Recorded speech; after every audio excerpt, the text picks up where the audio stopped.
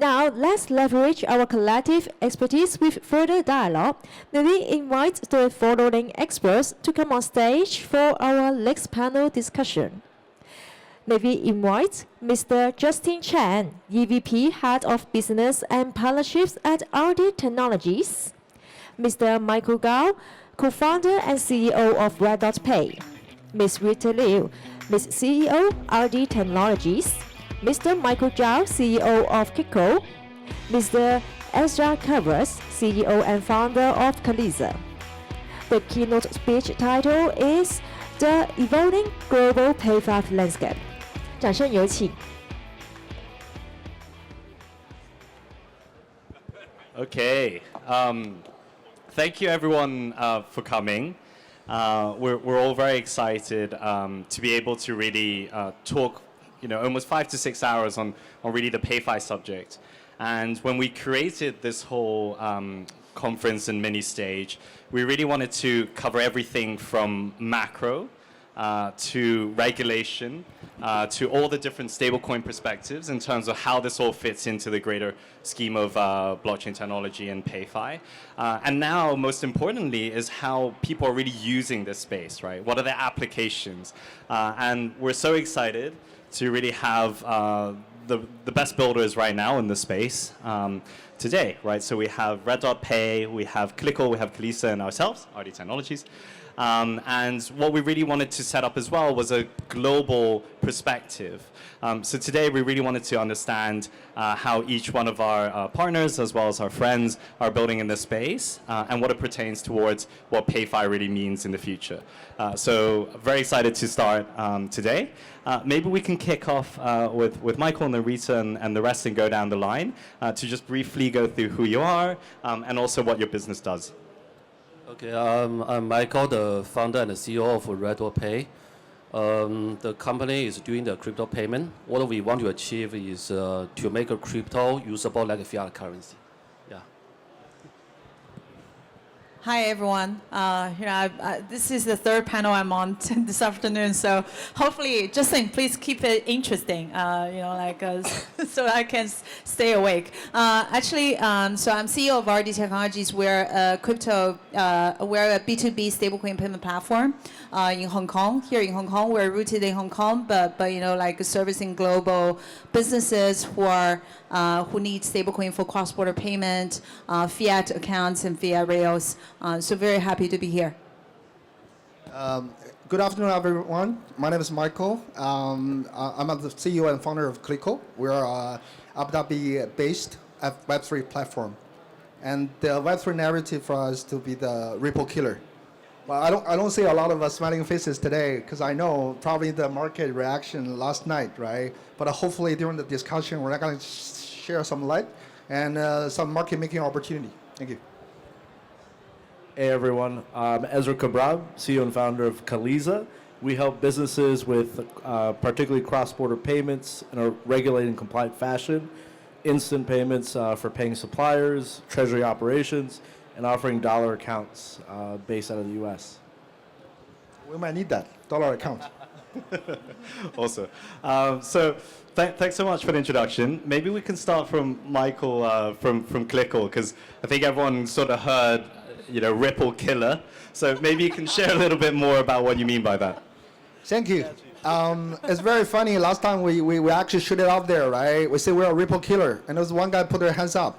I'm a Ripple investor. I said, okay, my friend, you can invest us too. Well, to say we are the Ripple killer doesn't mean we're actually going to kill Ripple, right? So for all you Ripple teams, right, you guys are safe. What we're trying to do is actually try to bring in a new business model, right? See, the Ripple is actually have been doing a very, very good job, right, for the past 10 years, building an alternative payment infrastructure, but it's actually really focused for business. Well, we think the mass adoption really comes in for everyone like you guys, or the people on the street actually start to have access to crypto and use that as a payment, right? This is why we're trying to be that retail accessible, DeFi native, as well as community-driven approach to complement projects like Ripple. and together with all the other payment infrastructure partners globally to really deliver a real use case to you guys. So this is what I mean by Ripple Killer. Yeah, I think just to add on top of that, I think because all of the panelists are very happily are these partners, and I think we all share the vision, right? Which is what I said in my keynote, which is payment 3.0 will definitely happen, right? Will definitely happen. It's just a matter of time, which is a global cross-border payment system that's built on stablecoins and various stablecoins, not just one company's stablecoin, and also maybe also built on various companies' distribution channels, right? And for different use cases, like RedotPay is on the retail, more on the retail side. So I think it's just like we share the same vision, which is a new cross-border payment system that's built on tokenized money. Thank you, Rita. I think our panelists are very good with tidbits. So what exactly is payment 3.0? Okay, so I always use this sort of evolution of a payment landscape, like we came up with, which is, so the evolution is payment 1.0 for cross-border payment was purely based on SWIFT and correspondence banking, right? And SWIFT is a messaging system. Correspondence banking is basically banks sharing private ledger, right? So you have Nostro, Vostro account, and so they settle based on private ledger. And that's why it's slow and opaque and expensive and not efficient, right? So payment 2.0 is our fintech companies, right? The second generation fintech companies, I'll not name the names, but there are a lot, who use their own liquidity pools everywhere. They probably have licenses around the world, and they achieve faster and cheaper settlement using their own liquidity pools, right? But the problem with that is it's capital intensive, right? Not so many companies can pull this off because it's a walled garden, right? Each company has their own gardens, and they don't share liquidity with all the players, right? Because it's their own walled garden. So payment 3.0 is based on stablecoin or tokenized money, which is 24/7 instant settlement, messaging and fund flow comes together, and takes a few seconds, and the cost can be near zero, right? To settle funds from any corner of the world to another corner of the world, and the messaging and fund flow comes together. So that's payment 3.0, what we sort of call payment 3.0. 3.0 based on tokenized money. But the main point here is actually the democratization of liquidity, right? So it's not walled garden anymore. You have various ways, DeFi, CeFi, DEX, SEX, to offer liquidity for currency conversion and settlement.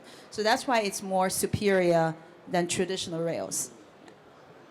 Yeah, thanks for that. And I think one of the main terms there is really global liquidity, right? And I think today what we wanted to talk about was how global liquidity really affects each one of your markets. Just to share a little bit, Ezra, you're building within Latam, Michael within Middle East and Africa, as well as Michael here in emerging markets. I'd love to hear your views in terms of how macro dollar liquidity and how the overall landscape has really pushed your businesses to be able to solve pain points that you guys are seeing within the market today. Dave, we're going to start with Michael. Okay. For us, actually, it's a crypto payment company. Right now, liquidity is not a big issue for us. As Rita just mentioned, for payment 3.0, right? Using stablecoin, actually, there's no liquidity issue between us and between the PSP. I think right now the challenge right now is this payment 3.0 just starts, and how to make each corridor working is really challenging. So different country has a different RFI requirements. So to align the sending information to the receiving party is very important. So each country has a different API, need to adjust that. I think that's the challenge I'm seeing right now. Liquidity is not a big issue. We are not a challenger for Circle or Ripple. Actually, we are partner for them. Okay. Thank you. For them is that actually this payment 3.0 just is at a very early stage. We need to work together to make this happen. This technology-wise is not a big challenge. It's very simple. I think the problem is the mass adoption. We need to get the people using these stablecoin rails to get the transaction flow, right? That's the thing we are working on. Yeah, I think probably within 1 or 2 months we can get this cross-border remittance live, so people can really enjoy the benefits of blockchain and crypto. Yeah. Yeah, to chime in, I don't know if I have a catch line as catchy as Ripple Killer. I like that. You know, we're going to have to noodle on that one a little bit more ourselves at Caliza. But I think Rita touched on an interesting point about the involvement of like the Pay 3 landscape, or Pay 3.0, sorry. It's interesting because before stablecoins, there hasn't really been much innovation in terms of how money moves cross borders. When you think about it, Western Union is one of the oldest institutions, you know, since the 1800s that essentially went about setting out bank accounts all over the world. And the whole thought process behind Western Union was, how do we make it as easy as possible for folks to send money cross-border instantly? And I say instantly with the quotation marks because at the end of the day, what they were doing was fronting the liquidity and essentially charging for that. And many other institutions have since replicated this model, whether it's banks, other remittance platforms, or even commercial cross-border payment platforms. And so since then, I look at my colleague in the crowd, many other startups to be more competitive and offer instant payments have even gone out and said, we'll go out and raise some credit and use this credit to effectively facilitate a deposit in another market where we know we're going to be sending funds. And then I think the next leap was Wise, which essentially realized that, all right, we can actually net flows in and out of a market, but there still hasn't been anything until stablecoins that said, actually, we can move money in real time into other corridors without having to be constrained to effectively local bank account deposits. And so similar to what Michael Gao was saying, we don't necessarily face like liquidity constraints that we always work with bank partners in our core markets of Brazil, Mexico, US, to whether it's the FX, the PIX and SPAY payments, local bank transfers, before we on-ramp, and so or off-ramp into stablecoin. And I think that's been kind of the core part of our thesis, and how do we make sure that we're not only offering like compliant payments for our users, which are businesses, so they don't have tax and regulatory repercussions, but at the same time ensuring that there are no liquidity constraints, right, in using stablecoins in the Caliza stack. Just want to echo our fellow panelists, right? I think when it comes to PayFi, right? PayFi is a concept that's getting popular for the past 12 months, right? But actually, when it comes to payment, it's been around for as long as we can remember, centuries, right? Normally payment in the legacy banking falls under transactional banking, and it's an extremely difficult, manual processed business, right? So it's not really, as close to everyone, right? And then at the end of the day, you think about a global total M2, that's 8 trillion, right? So there's a lot of money, right? There's a lot of zeros there, right? That's the total supply of money in the world, right? And then the largest company that doing payment take up how much of the market shares? Less than 1%. What does that mean, right? That means actually the direction is very clear. And then the size of the market deserves not only one winner, like Ripple or many other people, right? Multiple different winners, right? And we were talking about the Web3 approach. But actually, there's our counterparties in the traditional banks, in the traditional fintech company. So I think this is really not just to say, it's like, I use the synergy, right? In Hong Kong, there's a lot of cha餐厅, right? Local restaurant. At the end of the day, everyone's gonna sell this bolo bao, right? The pineapple bread, right? He has his own pineapple bread. We all have our own pineapple bread. But it really comes down to how can you build a narrative so your end user will come into your house to eat your pineapple bread, right? So this is a very easy synergy. But sometimes maybe I don't have a bolo bao, I have a curry puff, right? But when guys come over here to say, hey, I want an pineapple bread, I will say, hey, our partners, right, on this panel. So it's really a collective approach to resolve a long-term problems.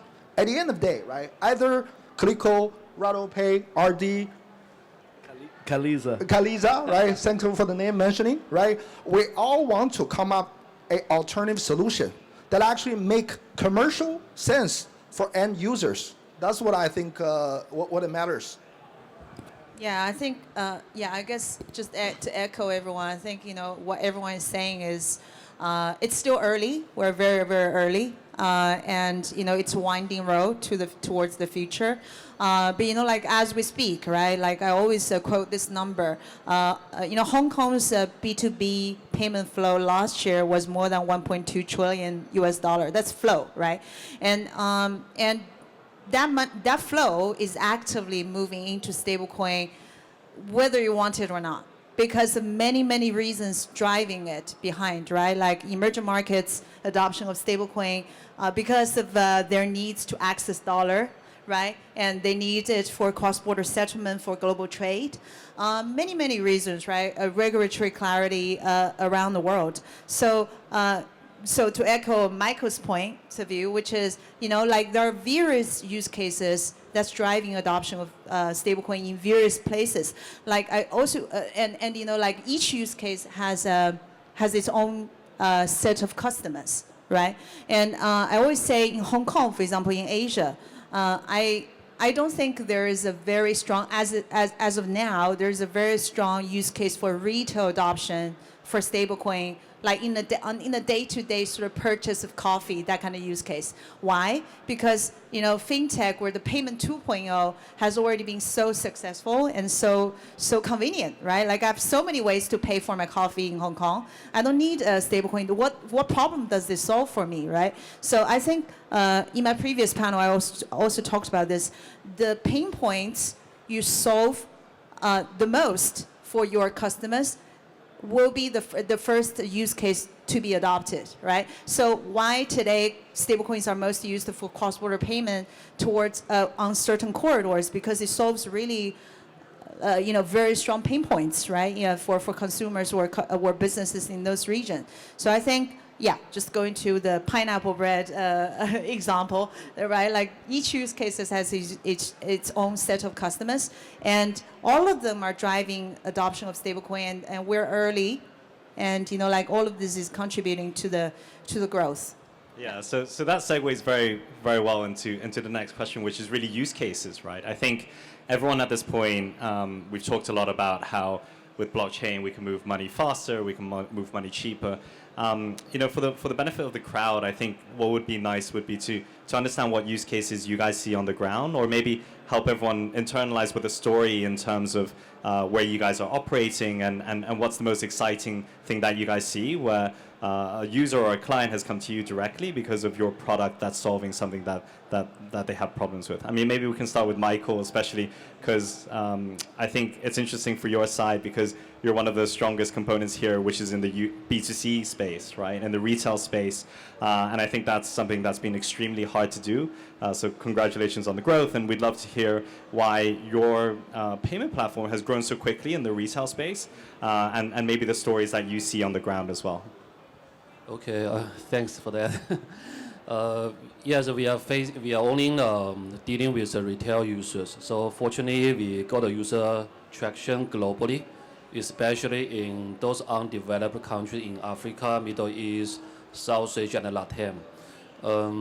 So the product we launched to the end user is a crypto credit card. So it's the same as a traditional credit card, but the user can use a crypto instead of fiat currency.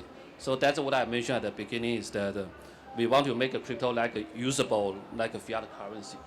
And right now, this is the product is well received in those undeveloped countries. So it's mainly for them to have US dollar payment instrument to do the online payment and the offline payment. And another use case is for them to preserve the value, especially when its local currency has a huge inflation. Okay, that's probably the two reasons why this product was so popular in those countries. And we are going to continue to roll out to other countries. Right now, we issue the card from Hong Kong. We also issue the card from Singapore. And other than the card itself, then we want to move on to do the remittance, the cross-border remittance. So that's going to be live within this month or next month. So that's another use case. That means how to use the crypto for remittance. So for us, it's mainly looking at what the end users want. But yeah, for the second one, I think that's solve the real problem of payment 2.0. When you do the cross-border repayment, then you need to build liquidity in different countries, and it's very costly, right? And by doing payment 3.0, then we are able to lower the transaction fee and make it faster. That's what we want to achieve, to bring the value to the end users. Yeah. But to do that, we need to work with different partners like RD, like other PSP, also called repo. Yeah. Great. And I see, Ezra, you're nodding a lot. So I assume you're seeing that kind of theme in Latam as well. A similar theme, but also I think it's a pretty salient point. You were talking about Michael. I think so I live in Sao Paulo, even though I was born and raised in the U.S. and in Washington, D.C.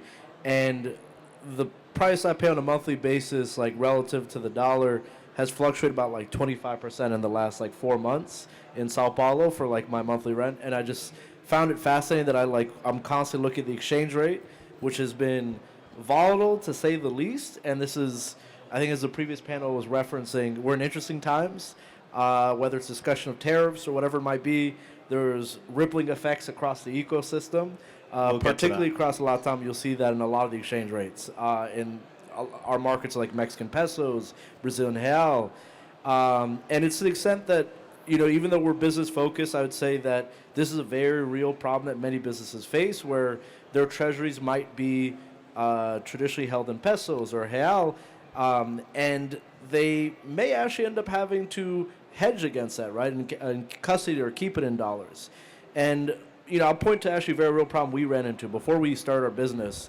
The first time we capitalized our Brazilian entity from the U.S., it took 3 weeks and $2,000 in legal fees to make that happen. It was very eye-opening for me and like how costly it was and how much time it took. Every market's very different. In Brazil, for example, every type of payment in and out of the market needs to be registered with the central bank. Everyone has a different central bank categorization.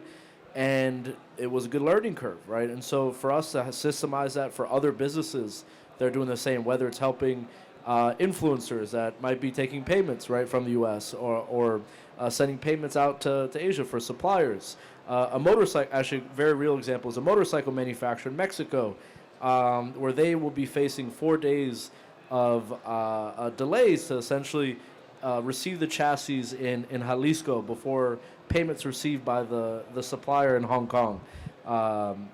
One issue they're running into is how do we help expedite our supply chain and make this process as fast as possible so that we're able to produce more motorcycles, beat their numbers of what might have been, I think it was 1 million last year, and helping their growth efforts. And a lot of that's tied to like settlement times and cross-border payments. So it's a mix of, I think stablecoins are really having their moment, to say the least. I feel like most of us were exposed to stablecoins because they offered a way to capture your earnings after like maybe some speculative trading, but now there's very real payment and really saving and treasury management use cases that I think is very exciting. Maybe I can share another example where, for the past 5 years, I've been living in Dubai and Abu Dhabi, right? Move over there after COVID, right? Not by choice. Yeah, I was there for a fintech conference, and all of a sudden I feel like, wow, there's a lot of Habibis, and then it's not bad to build a real business there, right? But two of the learning pieces, right? One is the educational process, right? When it comes to a regulated business, right, where we are all operating regulated business in an efficient market like Singapore, Hong Kong, US, Europe, right, where the regulators, the understanding is there, right, and the market is there, it's very close. But areas like Middle East, Africa, is a very cash-rich society where they are terrified about AML, money laundering, right? Talking from a former regulator, I used to be a regulator, so I exactly understand how the regulator will react to financial innovation, right? So that's there's a very pronounced argument when it comes to that part, but it's also a real use case. For example, right, UAE, there's a lot of aspect. And then I use an example, a largest indoor golf club, right, where they have 40 people as a team, but it came from 33 countries, right? There is a local South African golfer. Every month he got paid in dirham, and he has to send money back to South Africa, right?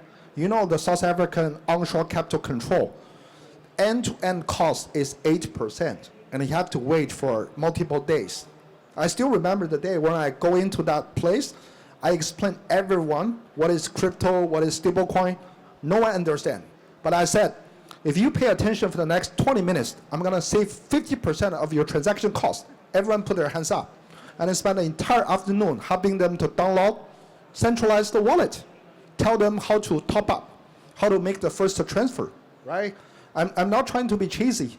But I can see they're literally crying when they transfer the stable coin, where instantly the people actually on the other part of the planet actually got it, right?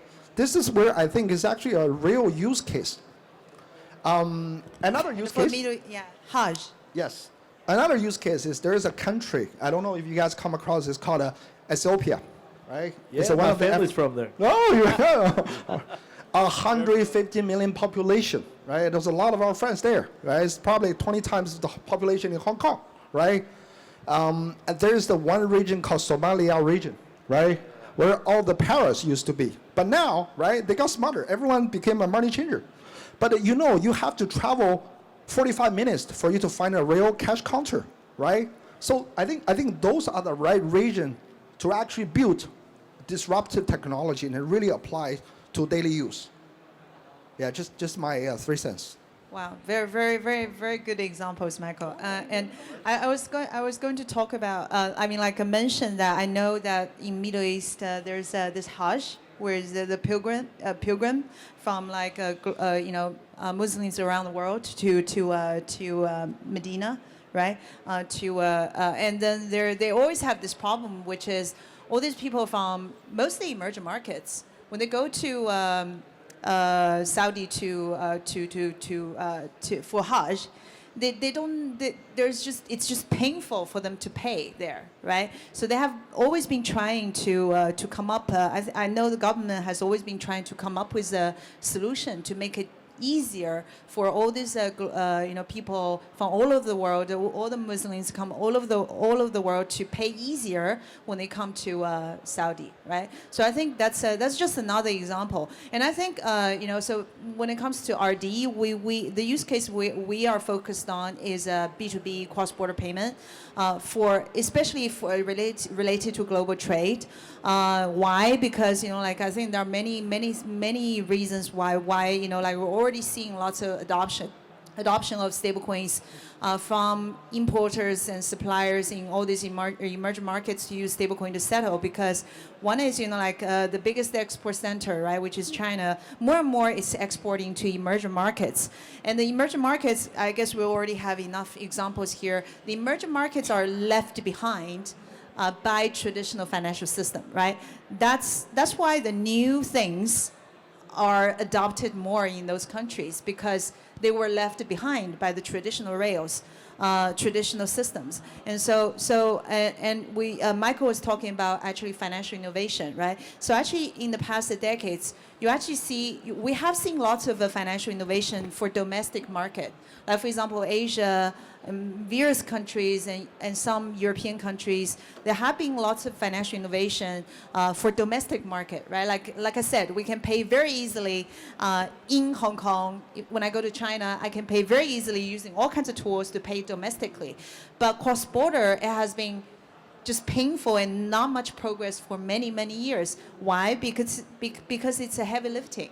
It's heavy lifting, all the global payment system, SWIFT, Visa, MasterCard, it has been around for decades, right? So Visa was has been around for I think almost a century. So to have those global consensus or network to settle using tokenized money is going to take some time. Again, going back to my point, it's early, but all of these use cases, especially in the emerging markets, which are left behind by traditional rails, will be the first ones to adopt it. So I think, Hong Kong, coming back to Hong Kong is very important for that because Hong Kong connects this biggest export center with the rest of the world, right? And so with stablecoin innovation, Hong Kong will be becoming even more important because this is where the stablecoin will land and convert with fiat, right? So, our focus would be like a B2B cross-border payment. Just want to add on one thing, right? I guess I think many years ago, I actually asked a question for the former CEO of MasterCard. I said, my friend, who's your competitor? I was expecting him to say Visa, or, well, back then UnionPay is too small for them to give a shit, right? Should I say this? But to my surprise, they say no, right? In fact, the large banks, the card schemes, none of them are our competitor. Our real, genuine competitors is cash, right? So actually, it really put, me into perspective, right? You see, none of us are really competitors, right? They're building amazing card programs for real use case. They're focusing on regional Latam as a special region, right? We're working together with all of them to be the Ripple killer and work with Ripple together to fight cash, right? And then I was actually just came from Shanghai. And to my surprise, I think the real adoption is happening, right? Because I was walking on the street and see a beggar there, right? And then I don't have WeChat Pay, I don't have cash. The guy looked at me, it feels like I've got a Web3 vibe. He said, I have a crypto wallet. If you want to. Yeah, so I think the retail adoption is slowly coming in as long as we really have a aligned, collective, shared dream with the support. And actually, I don't know how many of you guys are actually in payment, right? If you haven't got into crypto or payment, don't come in because it's extremely difficult. And then, I start losing hairs when I go into the PayFi thing. But we've done the heavy listing so that you guys don't have to worry about that part. Case in point. No, that being said, it's very interesting to hear about the advent of like cross-border payments and how difficult it is. I think many of us probably entered the space because it was born out of frustration with some sort of pain point that we experienced. Myself, my first paycheck in the U.S., I remember being lost in the mail, not being paid for 3 months when I was in college. I was in New York at Columbia University for engineering, and just remember trying to get by. And it's just a crazy concept that we were relegated to paper checks, have since evolved to direct deposits. But I think, Rita, you touched on a really good point that a lot of emerging markets have not had to go through this passage of, I think what I saw in the U.S. with like checks and whatnot, whether it's the jump to M-Pesa in Kenya or the jump to Alipay and WeChat, in this part of the world. And so to that end, there's still this gap of like and I think we're getting to this theme, every country is moving this direction, whether it's led by a central bank or a monetary authority, in adopting real-time payments domestically. And there's still nothing really to stitch that together apart from stablecoins, which I think brings us all together here. Yeah, go ahead, Rita. Yeah, so I think those are great points, and I think something to highlight here on the panel is that most of you had built payment companies on background or worked with payment companies in the past. So we have someone from Alipay, we have Ezra from Visa, Michael here also worked directly at DBS, if I remember correctly. I mean, I'd love to hear, Ezra, just now you mentioned it's right timing and the advent for stablecoins is coming out now. I'd love to hear more in terms of why you guys think that PayFi is happening today versus what it was 3 years ago, right? Because the technology has always been there. So I'd love to hear what you guys think are sort of the biggest catalysts going forwards. Okay. So I will admit that I'm a bit late to the crypto party. So I remember in 2013. I was working at a startup. Well, first job was me and 4 other folks. We built a peer-to-peer wallet in 2013. I did the whole quintessential Silicon Valley story, slept on the floor with a sleeping bag. We were very fortunate. Eventually, we sold it off to Square, and like fast forward, went to the dark side, went to Visa, where Visa said the same thing as MasterCard, that their biggest competitor was cash. And my learning on my first week on the job, we were hosting 12 people coming to the office. And I remember my manager at the time was like, Ezra, I'm going to give you the tall task of booking a conference room, which I laughed at. I was like, all right, sure. Lo and behold, it was for the Federal Reserve Bank of San Francisco, for MasterCard Send, our direct competitor when I was working Visa Direct, and the Clearinghouse Network. And the Clearinghouse Network, for context, they're one of the 2 ACH operators in the U.S. They're also owned by banks like BNY Mellon, JP Morgan. And the crux of this meeting, this was 2017, and at that time, maybe a dozen countries had real-time payments. Today, there are over 80 countries that have real-time payments. And in my opinion, that's probably the boon or one of the single most important factors for why we're in this phase of why stablecoins are so important. Because I think stablecoins become increasingly more valuable when every country has the opportunity to say, we have a bank transfer system that is immediate and fast. That was not the case 10 years ago, 3 years ago, right? Or 3 years ago, maybe about half as many, about 50. And so I think that last mile is incredibly important, but at the same time, there's a lot more regulatory clarity, which is a significant factor, I'd say. Yeah, I think, sorry to jump in. So I think it's the same for any technological revolution. It has always been that way. So it keeps brewing, there's lots of brewing until that Windows moment, iPhone moment, whatever moment, right? So I think has been lots of brewing in terms of customer awareness, the industry awareness, perception, regulatory clarity, and the maturing of the whole ecosystem. So I guess this year we always say this year 2025 is the inflection point of stablecoin mass adoption.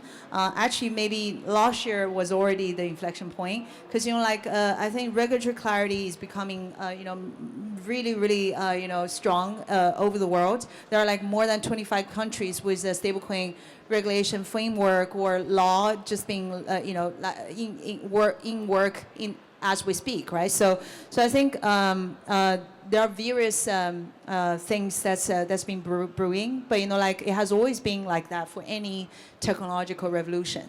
So that's why it's now, right? But when it comes to incumbents, right?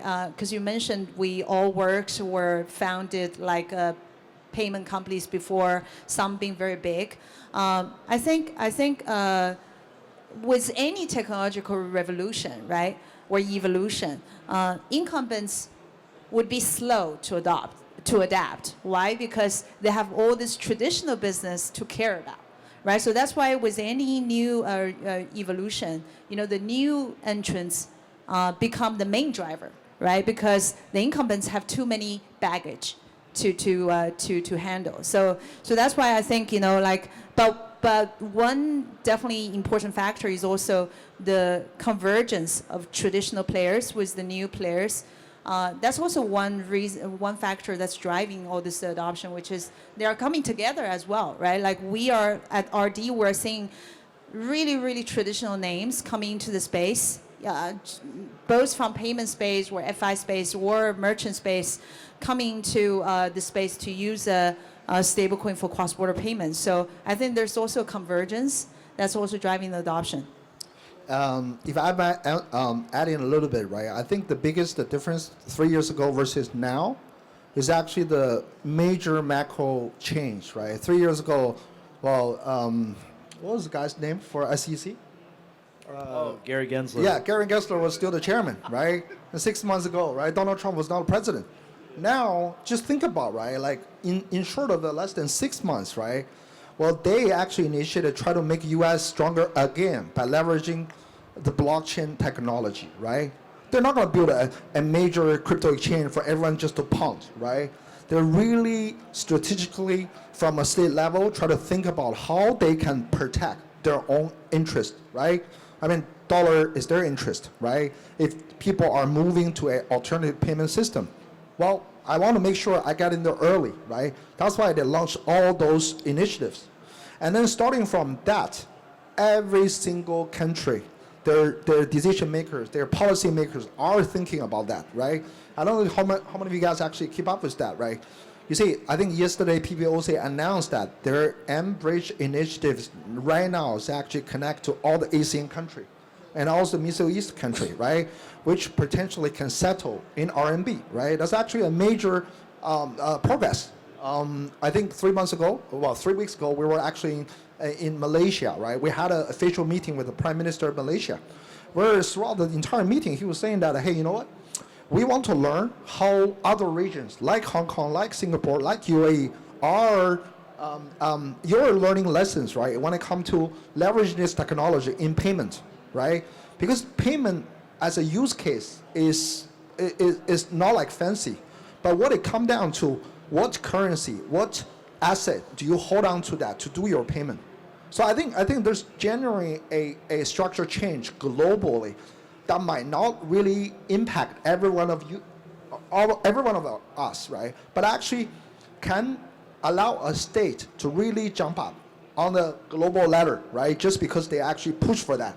I can see UAE has actually kind of leading the way for the past 3 to 4 years, where everyone and their dog are trying to go over there, set up something, right? And I'm very happy to see that Hong Kong the energy is very strong. People are coming back. So I think those are the macro picture change that actually have a positive impact on the payment part. Okay. Answer the question from Justin. What's the difference from now to 2 years ago? My view is that the PayFi is different from crypto exchange. Crypto exchange is they have many roles on their own, right? They are investment banks, they are broker dealer, they are the banks. PayFi actually, if you want your business scalable, you need to work with different partners. I think the challenge we right now is that how to run a business in a compliant way by your partners, because you cannot run a payment business alone. That's the major difference. So this technology has been there for more than 10 years, right? The crypto wallet has been there for many years. But the thing is that if you want to mass adoption, you cannot just play it within the crypto community. You need to bring value to the non-crypto people. So just I mentioned that the two benefits. One, preserve the value using stablecoin. Second benefit is that you have a US dollar payment instrument. So if you want to make your PayFi business successful, it's not a revolutionize the traditional payment business. It's actually how to run your payment business acceptable by the traditional payment business, so that you can be part of the payment ecosystem. That's very important, because this is unlike a crypto exchange. You just do it yourself. You really need to work with there's an ecosystem for this. So I think comparing to 3 years ago, I think more payment partners are acceptable to cryptos right now, and they have more understanding of the AML, like a KYT and a compliance related issue. So they are willing to try. I think that's a good thing, right? That's what I see this. I think like the other panel, other people mentioned here, macro environment is different. People are more acceptive. They don't think this is a scam. And they realize that there's a value to use the crypto for payment. So that's what I see. Yeah, I think just one thing Michael mentioned that it's not just probably like one thing, right? Like everything needs to come together for this PayFi sort of ecosystem to work. Actually, we always talk about in the payment 3.0 ecosystem there are 4 layers, right? So you have the settlement layer, which is the blockchain, right? And then you have the asset layer, which is different stablecoins or different tokens. And then you have on-off-ramp layer, which is changing or conversion between fiat and stablecoin and other crypto. And then you have the interface, custom interface layer, which is the wallet, the different types of wallet, how you interact with all these services, right? If you look at the 4 layers in the past few years, it has always been, all of them have been maturing, right? There are more and more effective and fast and cheaper blockchain as a second layer. And you have more and more assets, which is more and more stablecoins issued by compliant stablecoin issuers. And then you have more and more compliant on-off-ramp players. And then you have more and more wallets that are more customer friendly, right? So all of that layers need to come together for this mass adoption to happen. And so I think that, going back to my point, that it has been brewing for years, and now I think we're at that inflection point. Yeah, and I think something highlighted here versus 3 years ago is I think this time around it sounds like everyone's having quite a collaborative spirit, right? Whether everyone here is working with each other, whether, Ezra or Michael, you mentioned things with working with regulators, it seems like it's an open conversation and people want to move forward, whether because it's for local currency sovereignty or whether it's because the fact that it is touching things like M1 and M2, right? So I think this is very interesting versus what we see 3 years ago, which tends to be more like, how do we pump Bitcoin, right? Or how do we pump meme coins? So that's something very exciting. We only have a couple minutes left. Since we went back in time, maybe we can go forward in time. Just a quick round of predictions in terms of what you guys see in the PayFi space, maybe in the next, let's say, 10 years, starting with Michael. Well, this is a very big topic. I think a few things I see. I think stablecoin will be more adopted in the undeveloped countries as a substitute of its local currency. So that's number one. Number two, I think for cross-border remittance, more and more people are going to use a stablecoin.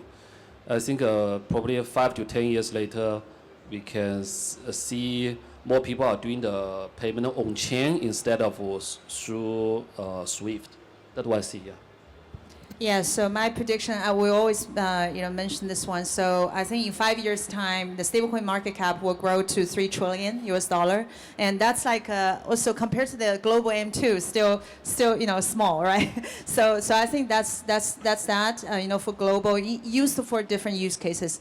Now for Hong Kong, the 1.2 trillion B2B payment flow, I'm hoping in 3 to 5 years, half of that will be done by stablecoin. So I think that's definitely going to happen.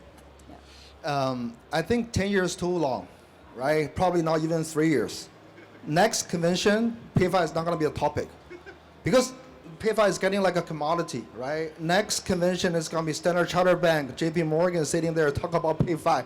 We're on average 60 years old, right? So I think what is the biggest risk? The biggest risk is not to take risk, and we are taking the risk today. But this is not just normal risk, it's risk-adjusted risk, right? Compared to payment, right? It's definitely low risk, high return versus perpetual trading, right? This is what we're doing. So I think last but not least, just shout out to the Klickl team over there at the corner, right? Without you guys, couldn't be sitting here, but this is only the start. At the end of the day, we are the Ripple killer, but we're not a payment company. I think a much bigger vision, just not to position ourselves, all of us as a payment company, right? We're actually building a unified financial platform that actually gives easy, effortless access to individual, corporate, and business. A destination agnostic approach, right? Where from there, we can power all your experience, either legacy banking or Web3. And that's the ultimate dream. Last historical anecdote from me.